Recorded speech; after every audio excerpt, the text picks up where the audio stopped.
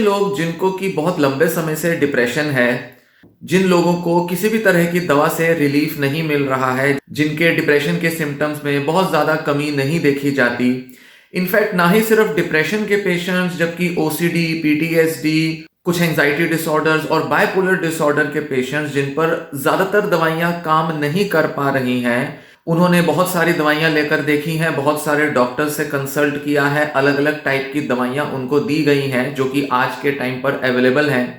पर जिन लोगों पर ये दवाइयाँ ना के बराबर काम कर रही हैं, उनका इलाज आने वाले भविष्य में कुछ ऐसी दवाइयों से होगा जिनको कि हम नॉर्मली ड्रग्स कहते हैं।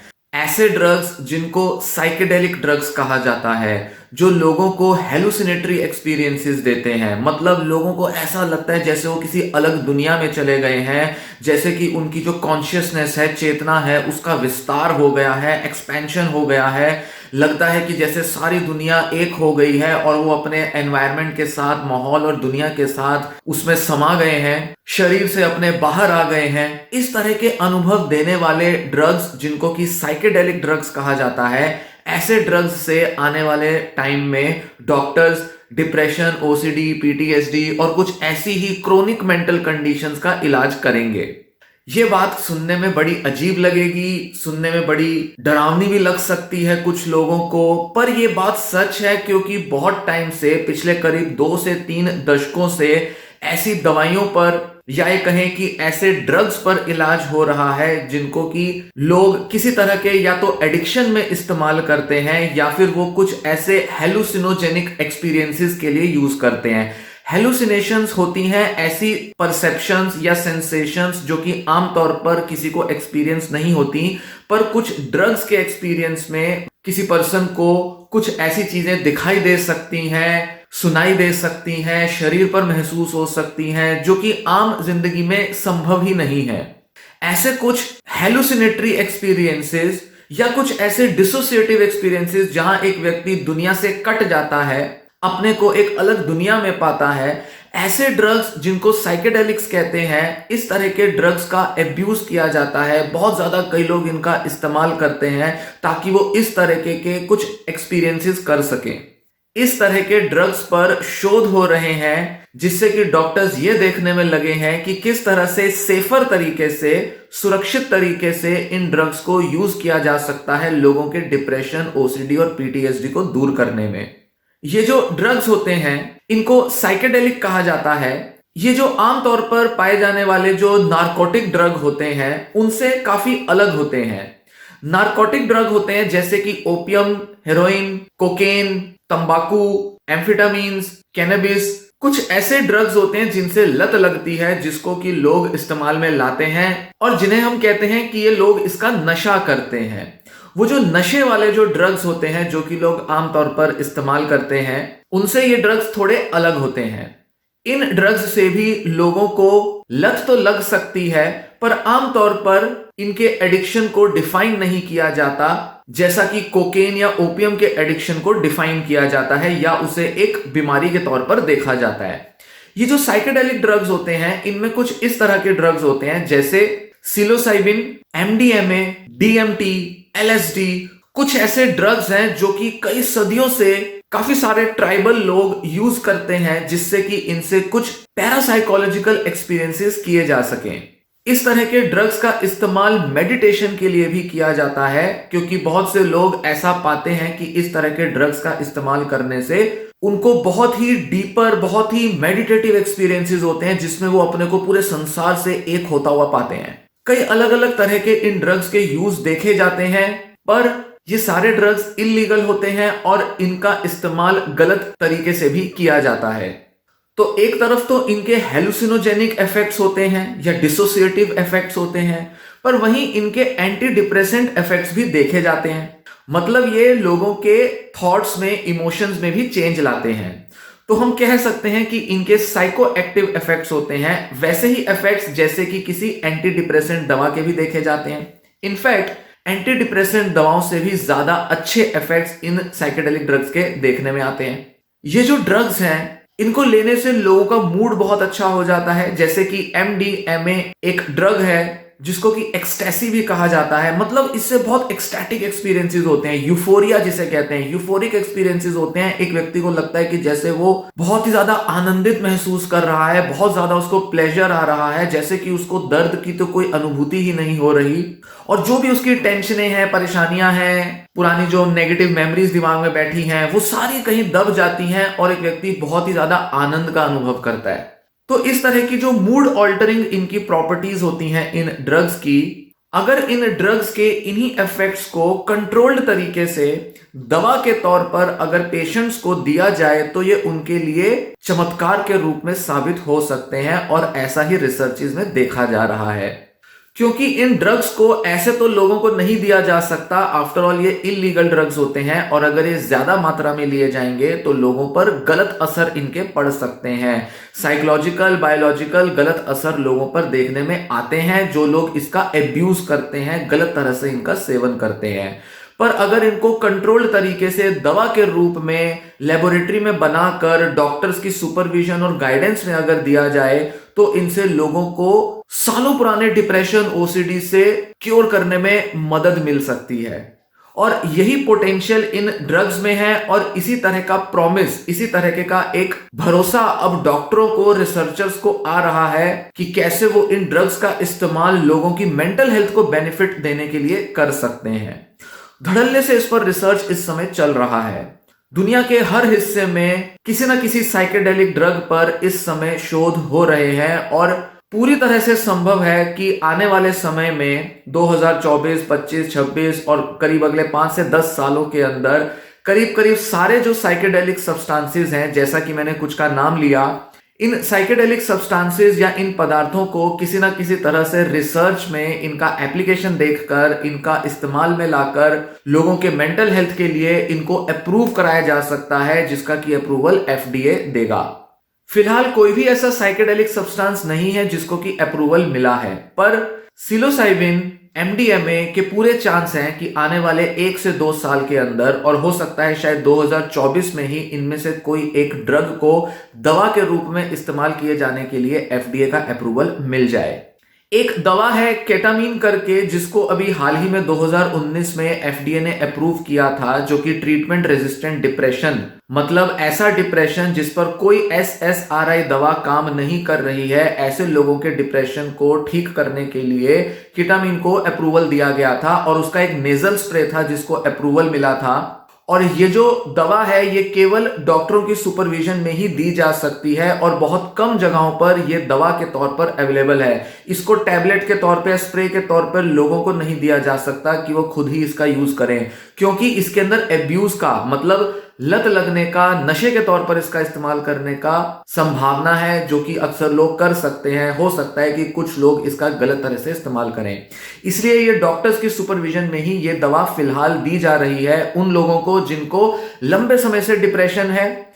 जो भी आमतौर पर अवेलेबल जो दवाइयां हैं, जैसे कि फ्लुओक्सिटीन, पैरोक्सिटीन, वेनलाफेक्सिन, और जो भी ट्राइसाइक्लिक एंटी डिप्रेसेंट दवाइयां हैं, वो इन पेशेंट्स पर काम नहीं करती। साइकोथेरेपी भी इन लोगों पर काम नहीं करती, योगा मेडिटेशन भी इन लोगों पर काम नहीं करता, होम्योपैथी, आयुर्वेद, किसी भी तरह का देसी इलाज इन लोगों पर काम नहीं करता। ऐसे लोगों के लिए केटामीन को अप्रूवल मिला था। वैसे तो केटामीन एक एनेस्थेटिक ड्रग है, मतलब इससे जनरल एनेस्थीसिया होता है। सर्जरी के टाइम पर डॉक्टर्स केटामीन को यूज करते हैं जिससे कि पेशेंट को बेहोश सा किया जा सकता है। पर इसी का एक दूसरा फॉर्म होता है जिसको कि एस फॉर्म कहते हैं, और इससे बनता है ये एस्कीटामीन। इस ड्रग को, इस दवा को यूज किया जा रहा है डिप्रेशन के ट्रीटमेंट में। और ये जो एस्कीटामीन है ये भी एक तरह का साइकेडेलिक ड्रग ही है। इसको डिसोसिएटिव हेलुसिनोजेनिक कहा जाता है, मतलब ये लोगों को अपने आसपास की दुनिया से डिसोसिएट कर लेता है, उसका कनेक्शन अपने बाहर की दुनिया से टूट जाता है, डिसोसिएशन हो जाता है इससे। और साथ ही इसके मूड ऑल्टरिंग इफेक्ट्स आते हैं जिसकी वजह से इसको अप्रूवल मिला है। करीब 15-20 साल से इस पर बहुत शोध चल रहा था और 2019 में इसको अप्रूवल मिल गया। ये इस तरह का पहला ड्रग है जिसको कि अप्रूवल मिला है। मतलब धीरे धीरे हम ऐसा देख रहे हैं कि जो साइकेट्रिस्ट हैं और जो इसमें रिसर्च करने वाले जो डॉक्टर्स हैं, रिसर्चर्स हैं, वो धीरे धीरे धीरे जो क्लासिकल जो पुरानी जो मेडिसिन हैं जैसे कि SSRI या SNRI दवाइयां, इनसे धीरे धीरे हटते जा रहे हैं और ज्यादा से ज्यादा रिसर्च हो रहा है कुछ ऐसे ड्रग्स पर जो कि साइकेडेलिक नेचर के होते हैं, मतलब उनसे मूड ऑल्टरिंग या बहुत ही ज्यादा कॉन्शियसनेस ऑल्टरिंग इफेक्ट्स जिनके देखने में आते हैं। इसका एक बहुत बड़ा रीजन ये है कि ज्यादातर जो ये जो क्लासिकल दवाइयां हैं ये कहीं ना कहीं फेल हो गई हैं लोगों को पूरी तरह से रिलीफ देने में। 1960-70 के दशक में ये जो SSRI दवाइयां थी इन पर शोध होने शुरू हुए थे और इनको FDA ने अप्रूव करना शुरू किया था। करीब पिछले 60-70 सालों से इन दवाओं का बहुत ज्यादा इस्तेमाल हो रहा है और इन पर बहुत ज्यादा रिसर्च भी हो चुकी है। नए नए तरीके की दवाइयां मार्केट में ये आती रहती हैं, नए नए तरीके से डॉक्टर्स इनका असर देखते रहते हैं, पर ज्यादातर ये जो दवाइयां हैं ये केवल 20 से 30% लोगों में ही असर लाती हैं। ज्यादातर लोगों पर इन दवाओं का कोई खासा असर नहीं पड़ता। अगर हम कहें किसी पर्सन को डिप्रेशन का या OCD का या कोई एंजाइटी डिसऑर्डर का डायग्नोसिस मिला है तो चांसेस बहुत कम है, बहुत कम संभावनाएं हैं कि अगर उस व्यक्ति को ये दवाइयां दी जाएंगी तो वो व्यक्ति पूरी तरह से ठीक हो जाएगा। केवल 20-25% पेशेंट्स ही ऐसे होते हैं जिन पर ये दवाइयां ही केवल काम कर जाती हैं। अदरवाइज बाकी के लोगों को साइकोथेरेपी या कुछ दूसरे ट्रीटमेंट्स का सहारा लेना पड़ता है। इनफैक्ट बहुत सारे पेशेंट्स कई वजहों से साइकोथेरेपी भी नहीं ले पाते क्योंकि साइकोथेरेपी एक लंबा प्रोसेस होता है और साथ ही इसमें खर्चा भी ज्यादा आता है और अच्छे साइकोथेरेपिस्ट मिलना वो भी मुश्किल है। तो इसलिए दवाओं पर लोगों का भरोसा भी ज्यादा होता है और वो इन पर निर्भर भी ज्यादा होते हैं। पर क्योंकि ये ज्यादातर दवाइयां सफल नहीं है या ये कहें कि पिछले 30-35 सालों में बहुत देखा गया है, बहुत से शोध बता रहे हैं कि ये जो टिपिकल जो SSRI दवाइयां हैं ये ज्यादा कामयाब नहीं हुई हैं, इसीलिए साइकेट्रिस्ट और जो डॉक्टर्स हैं, फार्मास्यूटिकल कंपनियां हैं, वो कुछ ऐसे ड्रग्स की तलाश में रही हैं, ऐसी दवाइयों की तलाश में रही हैं जिससे कि लोगों को ज्यादा से ज्यादा अच्छा असर दिया जा सके और वो भी थोड़ी बहुत डोजेस में। उसी कमी को कहीं ना कहीं ये जो साइकेडेलिक ड्रग्स हैं जैसे कि एस्कीटामीन, सिलोसाइबिन, MDMA, LSD, ये इस कमी को पूरा करते हुए देखे जा रहे हैं। इनसे बहुत उम्मीदें लगी हुई हैं इस टाइम पर फार्मा कंपनियों की और डॉक्टरों की। कहीं ना कहीं हम इसमें देख सकते हैं कि ऐसी दवाइयां बनाना डॉक्टरों के लिए करीब करीब नामुमकिन सा हो गया है जो कि लोगों को डिप्रेशन या एंजाइटी या OCD से बाहर ले आए और ऐसी दवाइयां जो कि बहुत एडिक्टिव भी ना हो और बहुत ज्यादा जिनके साइड इफेक्ट्स भी ना आए। तो हो ये रहा है कि फार्मा कंपनियां जो है वो धीरे धीरे उन ड्रग्स की तरफ जा रही हैं जिनको कि हम खतरनाक ड्रग्स की तरह देखते हैं, शेड्यूल 1 ड्रग की तरह देखते हैं। क्योंकि ये दवाइयां काम नहीं कर रही थी, इस वजह से लोगों का जो भरोसा था वो आयुर्वेद की तरफ, होम्योपैथी की तरफ, योगा, मेडिटेशन और साइकोथेरेपी की तरफ बढ़ता जा रहा था। और कहीं ना कहीं इससे लोग जो थे वो साइकेट्रिक दवाइयों से दूर होते जा रहे थे। एक तरफ तो ये साइकेट्रिक दवाइयों को लेकर वैसे ही लोगों के मन में बहुत से भ्रम रहते हैं कि ये दवाइयां जो हैं ये हमें एडिक्टिव बना देंगी, ये सिर्फ हमें सुलाती रहती हैं, इनसे बहुत सारे साइड इफेक्ट्स आते हैं। हालांकि बहुत सारी दवाइयां काफी सेफ भी होती हैं, पर फिर भी लोगों के मन में डर रहता है। बहुत से लोग चाहते हैं कि हम नेचुरली ठीक हो जाएं, हम बिना दवाइयों के ठीक हो जाएं, तो इस वजह से कई बार वो दवाइयां छोड़ देते हैं और होम्योपैथी या आयुर्वेद जैसे इलाजों की तरफ चले जाते हैं जो कि बहुत ज्यादा सफल इलाज नहीं है, जिन पर बहुत ज्यादा रिसर्च भी नहीं होता।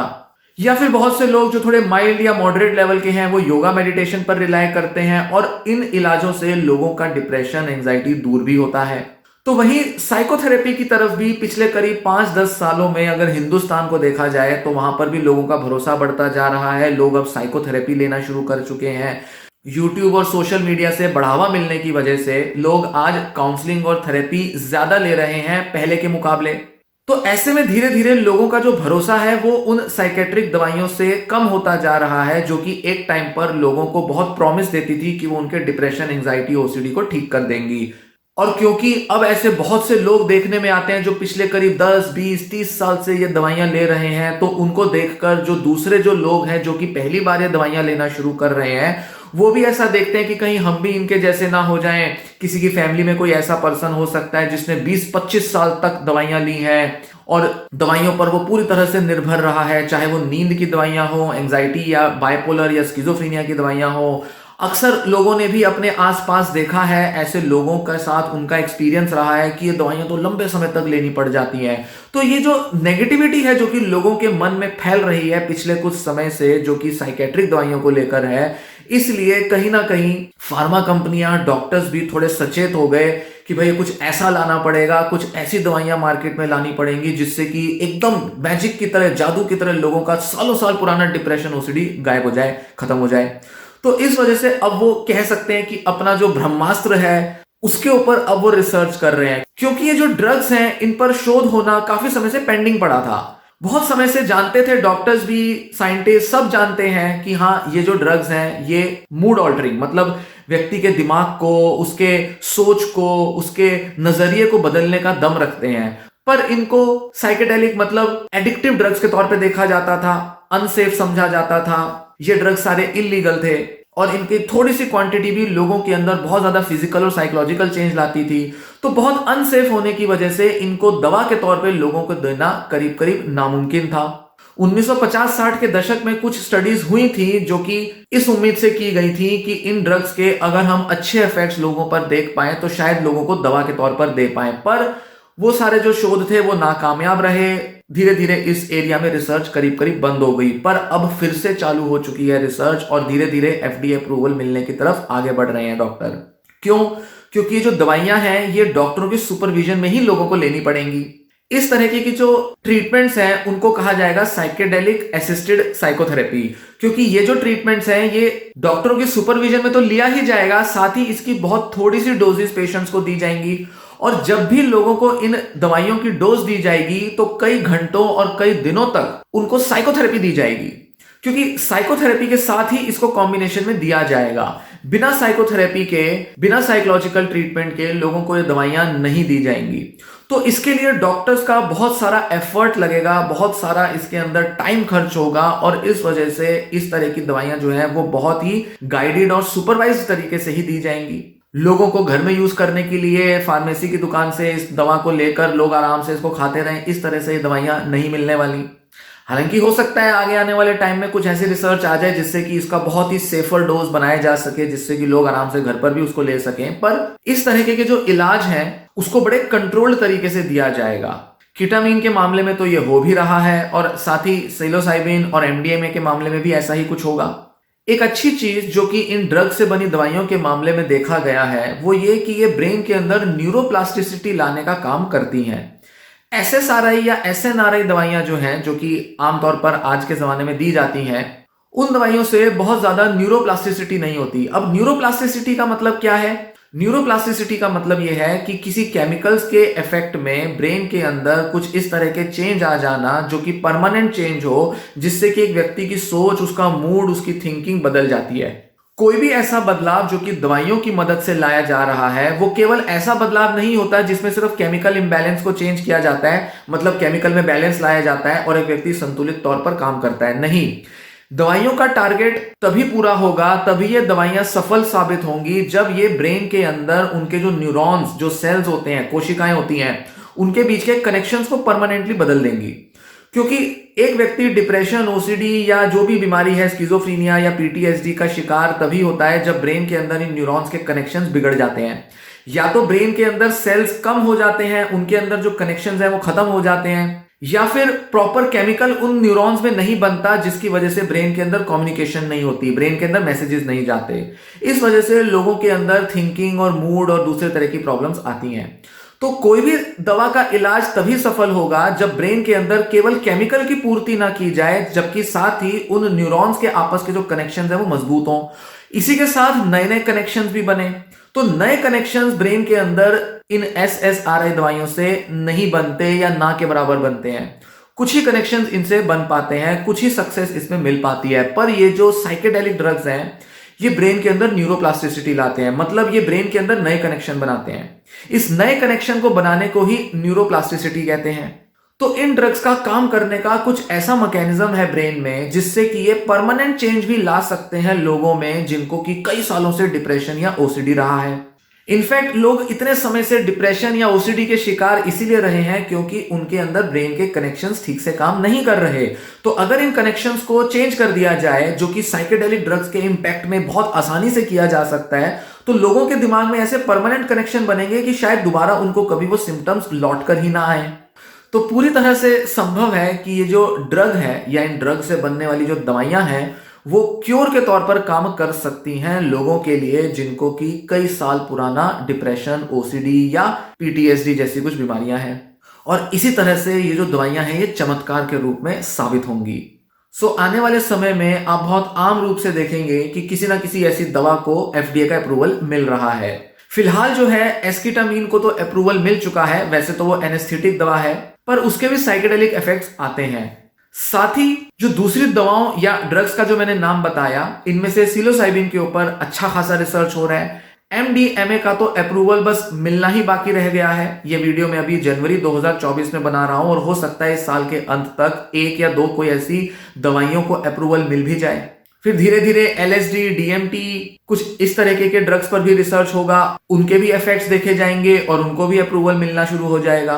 तो इस तरह से अगर डिप्रेशन या इन बीमारियों का इलाज होने लगा तो पूरी तरह से जो आज इलाज दिया जाता है, जिस तरह से आज इलाज को समझा जाता है, ये जो साइकेट्रिक बीमारियों के इलाज हैं, ये इसको देखने का तरीका, इसको समझने का ढंग पूरी तरह से बदल जाएगा और पूरा एक नए किस्म का इलाज लोगों को दिया जाने लगेगा। पिछले कुछ सालों में आपने देखा होगा कि कुछ मशीनें हैं जो कि एफडीए द्वारा अप्रूव की गई हैं, जिससे कि सालों पुराना डिप्रेशन, ओसीडी लोगों का ठीक किया जा सकता है। जैसे कि आरटीएमएस की मशीन है, डीप ब्रेन स्टिमुलेशन डीबीएस की मशीन है जिसे कि ओसीडी के लिए अप्रूवल मिला हुआ है। आरटीएमएस का अप्रूवल डिप्रेशन, ओसीडी के लिए मिला है, धीरे धीरे अब उसको पीटीएसडी और स्किज़ोफ्रेनिया के लिए भी शायद अप्रूव कर दिया जाएगा। तो ऐसे में जो फार्मा कंपनियां हैं या जो डॉक्टर्स हैं वो कुछ ऐसे इलाजों की तरफ जा रहे हैं जिससे कि लोगों को कुछ शॉक दिया जा सके, चाहे केमिकल की फॉर्म में या किसी डिवाइस की मदद से। हालांकि ये जो आरटीएमएस जो डिवाइसेस हैं ये कोई शॉक नहीं देती, पर जैसे कि इलेक्ट्रिक शॉक थेरेपी होती है जो कि ब्रेन के अंदर इलेक्ट्रिक चार्ज बढ़ा देती है, उसी तरीके से आरटीएमएस जैसी थेरेपी भी मैग्नेटिक पल्स देकर ब्रेन के अंदर इलेक्ट्रिक करंट को बढ़ाती है। जब इलेक्ट्रिक करंट बढ़ेगा, तेजी से दिमाग के अंदर करंट दौड़ेगा, वहां पर कनेक्शन स्ट्रांग हो जाएंगे, तो धीरे धीरे एक व्यक्ति का जो डिप्रेशन, ओसीडी, एंजाइटी है वो खत्म हो जाएगा। तो इस तरीके से इस तरह के इलाज दिए जाने लगे हैं। ऐसा ही इफेक्ट ये साइकेडेलिक केमिकल्स भी लाते हैं क्योंकि ये इलेक्ट्रिक करंट को तेजी से दौड़ाते हैं और वो भी बहुत थोड़ी डोज पर। जबकि जो ऐसे सारे दवाइयां हैं इनको ये करंट दौड़ाने में बहुत मेहनत करनी पड़ती है। इनफैक्ट ये दवाइयां कई बार तो एक एक दो महीने बाद ही अपना असर लाती हैं। 2 महीने तक कई बार इन दवाइयों का कुछ असर ही देखने में नहीं आता, जबकि साइकेडेलिक ड्रग्स जो है वो कुछ ही मिनटों से कुछ ही घंटों के अंदर बहुत बड़ा असर ले आते हैं। तो कई तरह से इन ड्रग्स के साथ एक प्रॉमिस जुड़ा है, एक उम्मीद जुड़ी है और चांस है कि आने वाले समय में अगर इनसे अच्छी दवाइयां बना ली जाएं जो कि सेफ तरीके से लोगों को दी जा सकें, तो ऐसे में लोगों का सालों पुराना जो मेंटल इलनेस है वो दूर किया जा सकता है और शायद उसे क्योर भी करना आसान होगा। इस तरह की और कुछ साइकेडेलिक ड्रग्स और इस तरह के जो मैकेनिज्म्स हैं ब्रेन में, ये कैसे न्यूरोप्लास्टिसिटी लाते हैं, किस तरह से ये और दूसरी दवाइयों से अलग है, कैसे इन दवाइयों के असर ज्यादा स्थायी, परमानेंट हो सकते हैं और किन तरह की दवाइयों को अप्रूवल दिया जा सकता है, इस पर आगे की किसी वीडियो में आपसे और चर्चा करूंगा। तो चैनल के साथ बने रहना। ये वीडियो मैं यहीं समाप्त करता हूं। धन्यवाद।